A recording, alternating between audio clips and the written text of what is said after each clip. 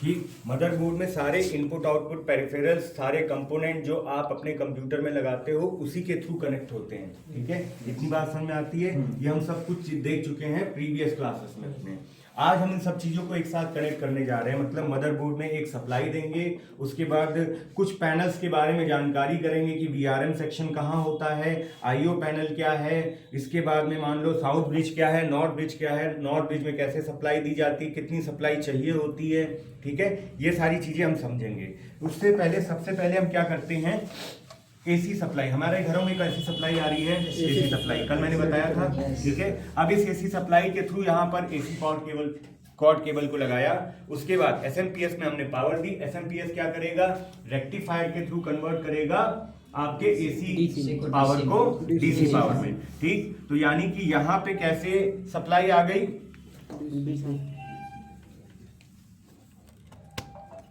यहाँ पे कैसी सप्लाई आ रही है, एसी की डीसी, एसी आ रही है, एसी से डीसी में कन्वर्ट हो रहा है, डीसी आ रही है। एसी, यहाँ एसी नहीं आ रही, अब ये डीसी में हो चुका है, तभी तो ये डीसी में दे रहा है पावर सबको।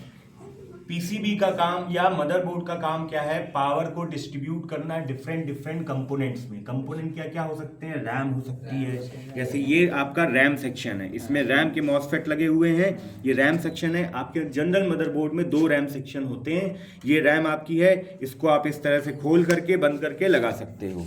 ठीक है, DDR2 रैम इसमें लगी है। ये जेब्रॉनिक्स का बोर्ड है, बहुत सस्ता बोर्ड है, बहुत हल्का बोर्ड है। ठीक है, तो इससे बहुत ज़्यादा उम्मीदें नहीं है।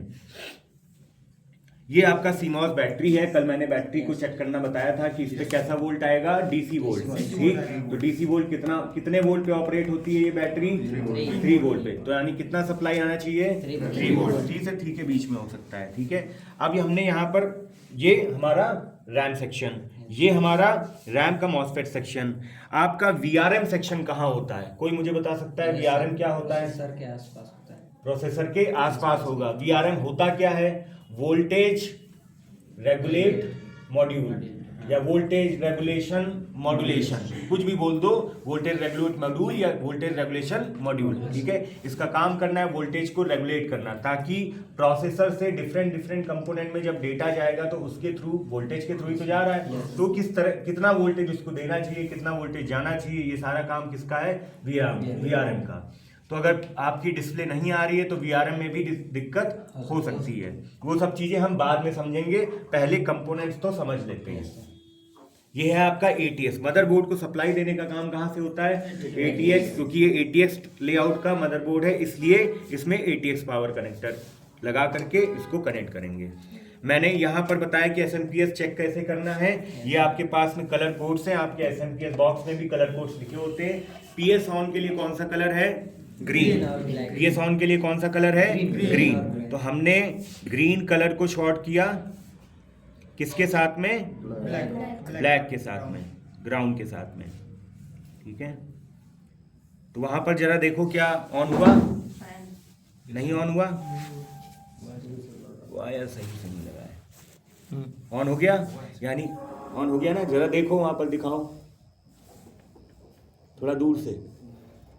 ठीक है, यानी कि हमारा एसएमपीएस ठीक है। ठीक, ये पीएस ऑन के लिए जरा इसकी वैल्यूज भी एक बार दिखा दो, दूर से थोड़ा। ठीक है, तो और इसमें कई सारे कलर कोड्स होते हैं। ग्रे किसके लिए होता है, कल परसों मैंने शायद बताया था। ग्रे किसके लिए होता है, जब आप कोई रिमोट सेंसिंग मॉड्यूल लगाते हो तो उसको वोल्टेज सप्लाई देने के लिए ग्रे कलर का यूज होता है। ठीक है, इसी तरह स्टैंड बाई के लिए है, इसी तरह और भी चीज़ों के लिए है। ठीक, 3.3 वोल्ट का येलो किसके लिए होता है, 12 वोल्ट। और उसके लिए उसके बाद आपके पास और कितने वोल्ट की सप्लाई है, 5.5। तो 5 के लिए कौन सा कलर, रेड। और 3.3 के लिए, 3.3 के लिए कितना होता है कलर, क्या कलर होता है बताओ, ऑरेंज सर, ऑरेंज। ठीक है, ये बात समझ में आ गई। ये हम लोग पहले ये सब चीजें पढ़ चुके हैं, समझ चुके हैं। ठीक, अब हम एक काम करते हैं, अपने इस ATX पावर कनेक्टर को इस ATX फीमेल पोर्ट पर लगाएंगे। ठीक है, ये चेक करोगे किसी भी, ये मान लो 16 पिन का, 20 पिन का, 24 पिन का हो सकता है, according to your motherboard layout.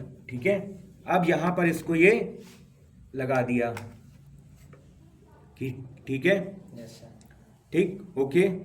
और VRM सेक्शन को हमको अलग से पावर देनी होती है, तो वो पावर हम कहाँ से देंगे? VRM सेक्शन कहाँ होगा? प्रोसेसर के पास। तो प्रोसेसर के पास ही आपके पास एक 4 पिन का कनेक्टर होगा जिसको 12 वोल्ट की सप्लाई चाहिए होती है VRM के लिए, वोल्टेज रेगुलेट करने के लिए। तो ये हमारे पास 12 वोल्ट का है बर्स्ट कनेक्टर।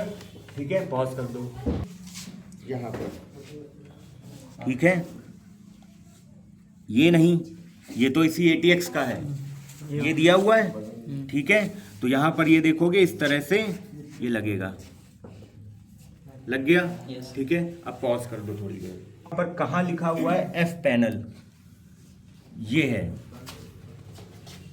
ये लिखा हुआ है F पैनल। ठीक है, F पैनल पे एक आपके पास है NC सबसे कॉर्नर पे, इसी के बगल में आपके पास होती है सप्लाई PS। ठीक है, PS और NC। ठीक है, PS और NC।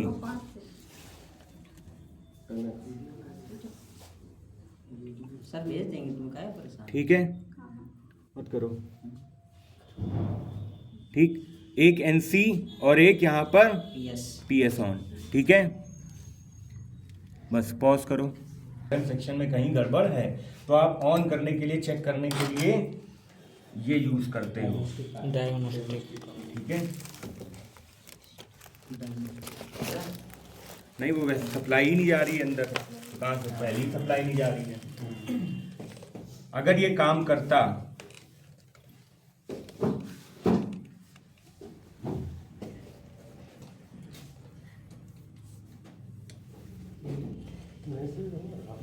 नहीं कर रहा।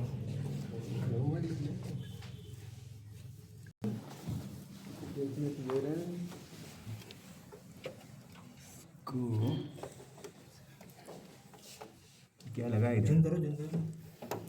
कल दिखाई दो, देखे पकड़ो जरा।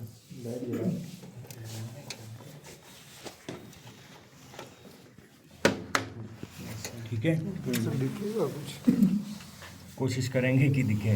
ठीक है, अब वो लाओ, पावर केबल लाओ, ये तो सब चलिए। अभी हमने CPU ऑन तो किया नहीं है, क्या गिर गया? ठीक है, अभी हमने CPU ऑन तो नहीं किया है, तो ये देखो SMPS की एक LED लगी हुई है पीछे। Yes sir. ठीक है, ये ऑन हो गई है। ठीक है, अब हमको क्या करना है, इस सिस्टम को जरा ऑन करते हैं, PS ऑन करते हैं। तो इसका फ्रंट पैनल कहाँ पर है? देखो कहाँ लिखा है फ्रंट पैनल, और निकालना है, क्योंकि अब हमने यहाँ पर अपनी AC कॉर्ड केबल को लगाया, तो अभी SMPS ऑन है हमारा। ठीक है, इसी समझ में आ रहा है कि SMPS ठीक है हमारा। अगर SMPS गड़बड़ होता तो ये LED लाइट ना जलती। ठीक है, अब हमको क्या करना है, सबसे पहले देखना है कि ये फ्रंट पैनल कहाँ पर है। तो फ्रंट पैनल हमने कहाँ पर देखा? ये सबसे लिखा होगा तुम्हारे F पैनल। ठीक है, इसी से तुम्हारी सारी बटन जो है कनेक्टेड होकर के आ रही हैं, जो तुम्हारा बाहर वहाँ पर ऑन ऑफ ये सब लिखा हुआ है। ठीक है, now what you have to do, अब हम ऑन करते हैं अपना सिस्टम। ऑन करो, कहाँ पर है? अब देखो ये डायग्नोस्टिक कार्ड भी हमारा ऑन हो गया है। ठीक है, अब अगर इसको देखोगे तो इस पे कुछ वैल्यू आएंगे। हाँ, उल्टा नहीं लगेगा, उल्टा नहीं लगेगा। PCIe स्लॉट में लगता है, अलग अलग मदरबोर्ड या अलग अलग, जैसे मान लो इसमें अगर PCIe स्लॉट ना होता तो दूसरा कोई मदरबोर्ड डायग्नोस्टिक कार्ड हमको यूज करना होता, ये PCI स्लॉट में लग जाता है। ठीक है, तो इसको हमने यूज किया है। अगर हम 2 पिंस को शॉर्ट कराएंगे, जैसे मान लो कोई एक रजिस्टर है, कोई एक ऑसिलेटर है, या कोई एक कैपेसिटर है, उनको शॉर्ट कराएंगे तो उसकी वैल्यू जो डेडिकेटेड होगी, जो इस पे आ रही होगी, वो तुम्हें दिखेगी। ठीक है, और ये तुमको थोड़ा सा जब प्रैक्टिस कर लोगे, पढ़ाई करोगे कि हाँ कितना रैम के लिए हमें कितना वोल्टेज चाहिए, तो रैम के लिए लगभग हमें 2 से 2.5 के बीच चाहिए होता है। DDR2 अगर आप यूज कर रहे हो तो यहाँ पे मान लो मल्टीमीटर होता, मल्टीमीटर कॉमन। ठीक है, तो क्या कोई ब्लैक की क्या कोई SMPS का कोई खाली है? इसमें ब्लैक वायर है कहीं? ये वाली नहीं, जो पावर वाली होती है 12 वोल्ट वाली, 4 पिन वाली। 4 पिन वाली। कोई खाली है? नहीं खाली। ये सब जो है जी तो नहीं तो हमें उसमें लगाना भी तो है। पॉज कर, एक मिनट रुक जाओ। तुमको रैम सेक्शन चेक करना है। देखो बहुत सारे सेक्शंस होते हैं इसमें। VRM सेक्शन है, हार्ड डिस्क का सेक्शन ये अलग है, ठीक है। PCI सेक्शन है, यहाँ पे साउथ ब्रिज का सेक्शन है, ठीक है। ये रैम सेक्शन है। रैम सेक्शन में मान लो हमें चेक करना है तो एक हमको मल्टीमीटर पे अपना क्या रखना पड़ेगा? ग्राउंड। तो हमने कोई एक ब्लैक तार के साथ इसको कनेक्ट कर दिया, ठीक है। मान लो इस पे लगा दो इसको, तो अभी ग्राउंड मिल रहा है इसको, ठीक। और रैम पे मान लो हमें चेक करना है, इधर दिखाओ मल्टीमीटर पे। तो रैम पे हमने लगाया अपना सप्लाई और ये लगभग तुमको 1 के आसपास वैल्यू देगा। स्टेबल हो जाए, ठीक है। 0.9 आ रहा है, स्टेबल हो गया, ठीक। मतलब रैम में सप्लाई सही आ रही है। कई बार जैसे नो डिस्प्ले की प्रॉब्लम आती है आपके सिस्टम में, तो नो डिस्प्ले किसकी वजह से होता है? रैम गड़बड़ है, तो या तो रैम को निकाल के पहले साफ कर लो, रैम सेक्शन को साफ कर लो, ठीक। और फिर उसके बाद में आपको क्या करना है, आप रैम पे सप्लाई चेक करोगे। आप अगर एक डायग्नोस्टिक अच्छे से जानते हो तो, नहीं तो सीधे ले जाओ इंजीनियर के पास, और इंजीनियर ही तुम बनने जा रहे हो, ठीक है। तो तुम्हारे पास ये मल्टीमीटर होना चाहिए। अपने मल्टीमीटर को ग्राउंड से, और बाकी जितने कंपोनेंट लगे हैं हर कंपोनेंट की DC वोल्टेज रेंज वैल्यू पता होनी चाहिए, ठीक है। जैसे क्रिस्टल होता है, क्रिस्टल कहाँ लगा होता है? साउथ ब्रिज के जस्ट बगल में एक रिले लगा होता है क्रिस्टल। उसका काम क्या होता है? डेट एंड टाइम को ऑपरेट करना, ठीक है। तो वो क्रिस्टल अभी दिखाते हैं उसमें कैसा होता है, ठीक है, सिस्टम पे, ठीक। तो वो क्रिस्टल का काम क्या होगा? वो क्रिस्टल का काम होगा जो तुम्हारा बायोस से डेट और टाइम ऑपरेट हो रहा है, वो सही से हो रहा है कि नहीं हो रहा है, बायोस नहीं चल रहा है, तो कहीं ना कहीं वो क्रिस्टल गड़बड़ है। तो उस क्रिस्टल को सही करने के लिए क्या करोगे? उसकी वोल्टेज चेक करोगे। वो लगभग 1 से 2 के बीच में होनी चाहिए, ठीक है। 1 से 2 के बीच में वो वोल्टेज होनी चाहिए। क्रिस्टल जैसे इसमें अगर हम देखें, अभी रुक जाना, हमें सिर्फ ये चेक करना है रजिस्टर कैसे चेक किया जाता है। सीधे हमने इस पे लगाया 20 किलो ओम पे, ठीक है। उसके बाद कोई भी रजिस्टर हो, कोई भी रजिस्टर हो, ये बंद करो, ये कोई भी रजिस्टर हो। अब इस रजिस्टर पे आपको एक ब्लैक पकड़ो, ठीक है। इस रजिस्टर पे मान लो चेक करना है, तो एक एंड पे, रजिस्टर के एक एंड पे लगाएंगे और दूसरे एंड पे ग्राउंड लगाएंगे, और दोनों तरफ से कोई एक वैल्यू देनी चाहिए। तो रजिस्टर पे वैल्यू आ रही है 8.86, मतलब 8.8, ठीक है। और इस तरफ से भी चेक करेंगे, तो ये वैल्यू अगर सेम है तो रजिस्टर आपका काम कर रहा है, अदरवाइज नहीं काम कर रहा है। तो आपको रजिस्टर डिशोल्डर करके रजिस्टर लगाना होगा, ठीक है। ये एक दिन का प्रोसेस नहीं है कि तुम सोचो एक दिन में हम ये सब सीख जाएंगे। तुमको पूरा समझना पड़ेगा। हर लेआउट आपको अलग अलग मिलेगा, ठीक है। इस सिस्टम में मान लो अलग तरीके से दिया जा सकता है, दूसरा मान लो कोई लेआउट ले आओगे तो उसमें अलग तरीके से होगा। तुमको बस मेन चीज़ें पता होनी चाहिए। जैसे इसमें आपके लेआउट में लिखा भी रहता है कौन सा क्या चीज़ के लिए यूज़ हो रहा है। आपको अगर नाम नहीं पता होगा, सीरीज़ के नाम नहीं पता होंगे, तो भी आप काम नहीं कर पाओगे। तो आपको ये चीज़ें किससे आएंगी? प्रैक्टिस से। जब 1 2 साल 3 साल प्रैक्टिस कर लोगे तब तुम्हें इसका थोड़ा एक आइडिया हो जाएगा कि हाँ ये क्रिस्टल ऑसिलेटर है, ये कॉइल टेस्टिंग है। जैसे कॉइल लगी हो तो कॉइल के लिए ये कॉइल लगी है, ठीक, ये कॉइल लगी है, तो कॉइल टेस्टिंग हम कैसे कर सकते हैं, ठीक। तो कॉइल टेस्टिंग के लिए हम लोग सेट करेंगे, ठीक। और हुआ है किसके ऊपर? नॉर्थ ब्रिज के ऊपर, ठीक है। एक फैन उन्होंने CPU के लिए हीटिंग ना करे इसके लिए यहाँ लगा दिया है, ठीक है। एक फैन आपका कहाँ चल रहा है? SMPS में, ठीक। हार्ड डिस्क आपकी लगी है, हार्ड डिस्क में ये कौन सा कनेक्टर है? साटा किसके लिए यूज होता है? डेटा बस, ठीक है। और ये कौन सा कनेक्टर है? ये पावर कनेक्टर है, ठीक है। ये SMPS से डायरेक्ट यहाँ पे इससे कनेक्ट हो रहा है, ठीक है।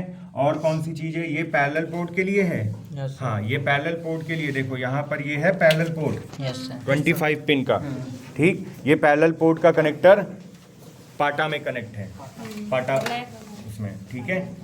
और क्या बचा? फैन का जैसे फैन है तो फैन को सप्लाई डेडिकेटेड चाहिए, तो मदरबोर्ड से डायरेक्ट मिलेगी, तो आप 12 वोल्ट की सप्लाई पे दोगे। 12 वोल्ट की सप्लाई कहाँ लगी है?